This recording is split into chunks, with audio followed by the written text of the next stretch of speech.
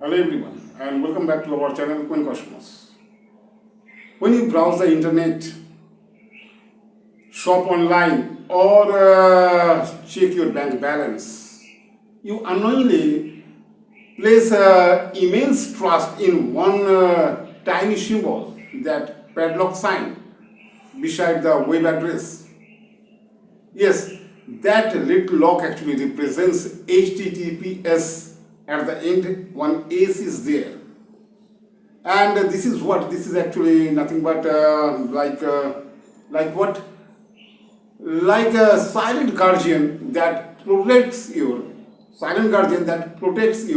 private data from hackers and eavesdroppers. Yes. So in our today's discussion, the topic is what? Topic is HTTPS.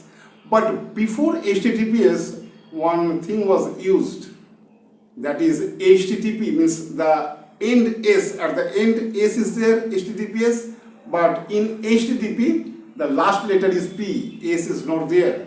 So what is the full form of HTTP? It is Hypertext Transfer Protocol, and when S is there, S stands for secure. So before HTTPS, HTTP was used. For browsing the internet, HTTP was used, and at that time that padlock sign was not there. That little lock was not there just beside the web address. So actually HTTP, okay, this was designed for transfer of information between a browser and the web server. Means between your browser and the web server. For what? To transfer information. But the communication was in plain text. So that was risky. Because what? Because of what? That was risky because if someone, say for example, you are using your credit card online for making a payment. Say for example this thing, and you are using HTTP, not HTTPS. You are using HTTP. So suppose just a hacker sitting on the same Wi-Fi network could literally see your username, password, credit card number, all these things that hacker could easily see. Okay, if he is sitting on the same Wi-Fi network, so that is risky. That means what? HTTP was fast but completely insecure, and that's why scientists designed, means they actually added one shield to HTTP and it became HTTPS. So HTTPS you can write this way: HTTPS is equal to HTTP plus one encryption, SSL or TLS encryption. This SSL or TLS encryption, this is the shield. So what is the benefit of this thing? It is not communicating in plain text. Whenever you are using the internet, say for example you are sending WhatsApp messages, means you are sending messages over WhatsApp.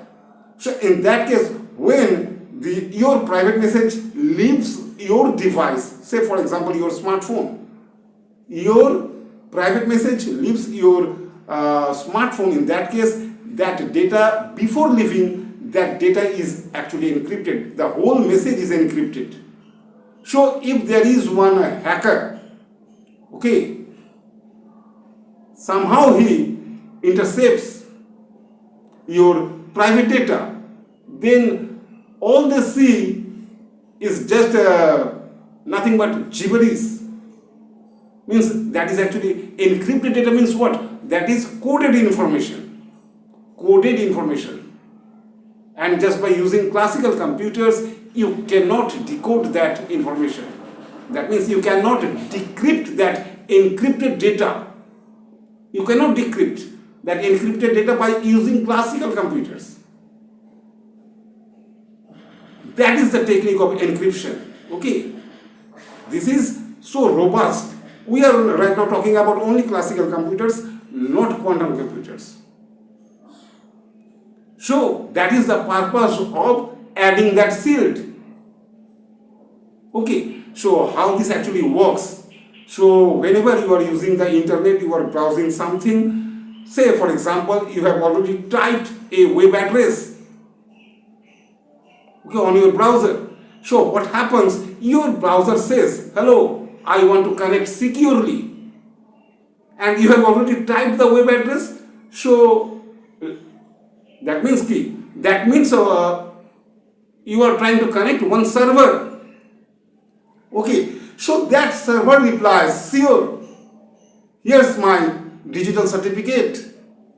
Then your browser does one more thing. It checks the certificate, whether it is coming, whether the website is genuine or not. Means there is a chance that the website is a fake one or a phishing site. So your browser actually checks for its genuineness. So checks what? Checks the certificate. The certificate was sent by the web server. And when your browser finds that, okay, the certificate is genuine, that means the website is genuine, then in that case what happens? They use a session key to encrypt, means both the parties, your browser as well as that server. They use a session key, and just after that, all further communication is encrypted.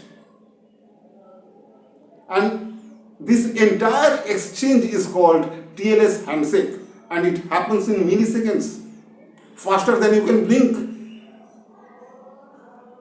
So this is the advantage of HTTPS. Since the data is encrypted, so hackers cannot do anything. Even if they intercept, they cannot decode your private data. That means they cannot know your username, password, credit card number, or anything else. So many private things are there. Private informations or private data are there. So this is the benefit of using HTTPS. That means it is acting as a shield. Not only at the very beginning I have mentioned that acting as a guardian. That means it is acting as a shield between what? Between your browser and the chaos of the world. That means between your browser and the web server. Okay. Anyway, so whether it is genuine or not, that is checked by what? That is checked by your browser. Your browser checks the certificate. But how your browser knows whether the certificate is genuine or not? For that thing, certificate authorities are there, approved by governments, certificate authorities. In short, those are called CA. So CAs are there, certificate authorities. Those are organizations. Means you can consider those things as passport, digital passport offices for internet, okay, digital passport offices. They actually check and verify all those things, and accordingly that padlock sign appears. Yes. So after that TLS handshake, you can see the padlock symbol just beside the web address. When that TLS handshake is over, okay, and all these things happen within milliseconds. Just after that, that padlock sign appears beside the web address. Okay, and before that, all those processing happened. Anyway, so I was talking about what? I was talking about those certificate authorities. So certificate authorities are there.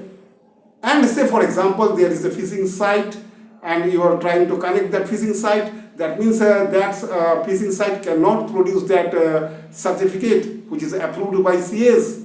In that case, your browser warns you. In that case, your browser warns you. Okay, so these are the benefits of HTTPS. But there is one problem. Means there is a threat to HTTPS because quantum computers are coming. That is known to you. So, and by using quantum computers, today's encryption method can easily be broken. Because all these things are based on mathematical problems. By using classical computers, today's HTTPS means today's encryption methods cannot be broken. If you try to break, then in that case, your classical computer would take thousands or millions or billions of years to break today's encryption method.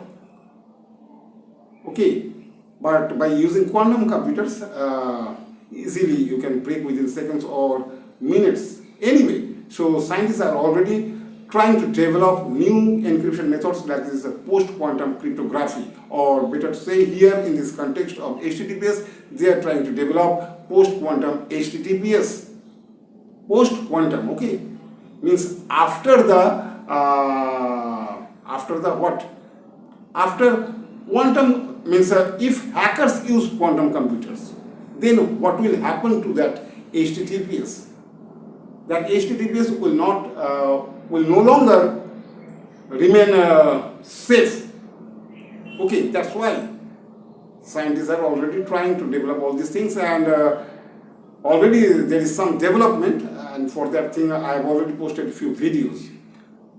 Okay, anyway, so I was talking about that quantum computers, that post-quantum HTTPS. So you can easily say that today's HTTPS, this thing is powerful, but tomorrow it will be smarter and stronger, because scientists are not sitting idle, they are already working on this problem.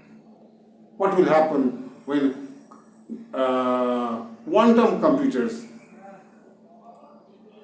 will be used by all the people? Even hackers will use at that time. Anyway, so this was all about today's topic. Okay, so you can see HTTPS acting as a silent shield.